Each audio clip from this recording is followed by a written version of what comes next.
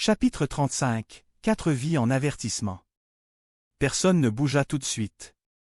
Après l'appel. Après la phrase sur la colère.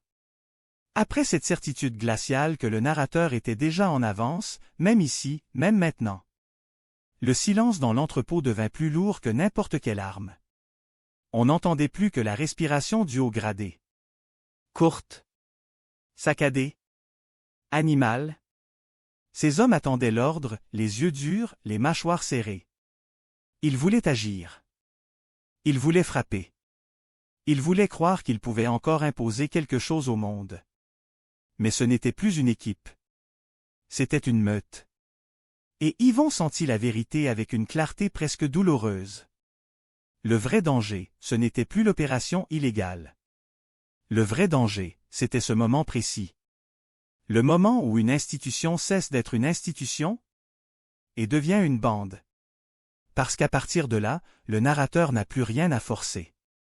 Les erreurs viennent toutes seules.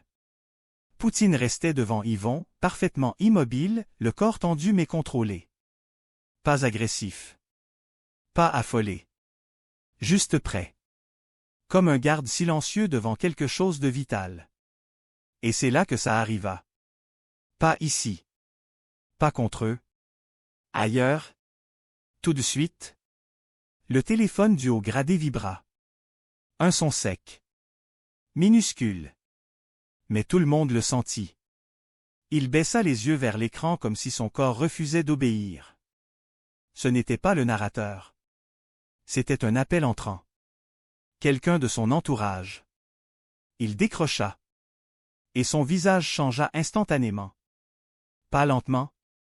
Pas progressivement. Comme si on venait de lui retirer quelque chose à l'intérieur. Ses lèvres bougèrent, mais les mots sortaient cassés. Et non.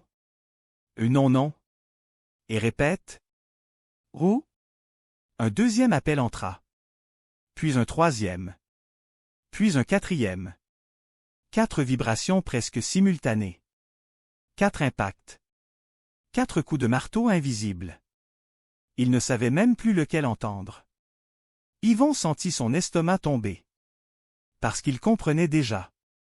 Le narrateur n'avait pas attendu. Il n'avait pas puni plus tard. Il venait de punir immédiatement. Comme un avertissement. Comme pour dire, tu n'as même plus le temps de choisir. Le téléphone de Yvon vibra à son tour. Un message de son contact. Brut. Sans émotion. 4 morts. Direct. Relié au gradé. Carré noir sur chaque scène. Pas d'explication. Pas de détails. Juste la structure. 4. Le haut gradé se mit à trembler. Il recula d'un pas. Puis d'un autre. Son cerveau cherchait une logique, un délai, une cause, quelque chose à quoi s'accrocher. Mais il n'y avait rien. Le narrateur venait de lui prouver une chose immonde. Il pouvait frapper avant même l'erreur. Juste pour démontrer que l'erreur existe déjà. Un des hommes souffla, presque malgré lui. C'est impossible. Yvon répondit doucement, sans lever la voix. Et non. C'est cohérent. Le mot tomba comme du béton. Cohérent. Parce que c'était ça, le pire. Ce n'était pas du chaos. C'était une règle. Poutine émit un grondement bas, presque imperceptible, comme s'il sentait que l'air lui-même venait de changer de texture. Le haut gradé se retourna alors vers Yvon. Ses yeux n'étaient plus ceux d'un officier. C'étaient ceux d'un homme qui vient de tout perdre. Rouge? Vide? Brûlant. C'est à cause de toi, cracha-t-il. Si t'étais pas là, rien de ça existerait. Yvon encaissa sans répondre. Parce qu'il savait. Le narrateur venait de créer exactement ce moment. La rupture totale. Le moment où la douleur cherche un coupable. Et Yvon était parfait pour ça. Un civil. Un gêneur. Un homme qui parle trop. Le bouc émissaire idéal. Le gradé cria à ses hommes de se préparer. Ils partaient. Quand même? Ils allaient enlever quelqu'un. Quand même? Ils allaient provoquer le narrateur. Quand même? La logique était morte. Il ne restait que la rage. Yvon fit un pas. Calme. Contrôlé. Et posa la seule phrase qui pouvait peut-être encore traverser le brouillard. Tu viens de voir ce qu'il peut faire. 4 morts, sans effort. Si tu bouges, tu vas juste lui donner 8. Le haut gradé s'arrêta. Une fraction de seconde. Et dans cette fraction, Yvon vit la vérité. Il avait compris. Mais il ne pouvait plus s'arrêter. Parce que s'arrêter, ça voulait dire accepter une chose insupportable. Que sa colère avait déjà tué. Que sa douleur avait nourri le monstre. Et ça, aucun homme ne peut vivre avec ça. Alors il choisit la seule porte qui restait. La violence. Brûler le monde.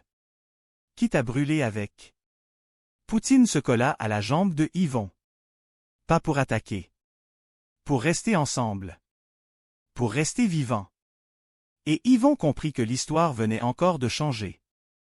Ce n'était plus seulement une chasse au narrateur. C'était devenu une course contre une institution en ruine. Une institution qui se détruit elle-même plus vite que le tueur ne pourrait jamais le faire. Et pendant ce temps-là, quelque part, invisible, hors d'atteinte. Le narrateur restait calme. Indétectable. Patient. Plus dangereux que jamais. Parce qu'il venait de prouver une chose simple, presque insultante. Pour lui, 4 vies. Ce n'était même pas un effort. C'était juste. Tourner la page.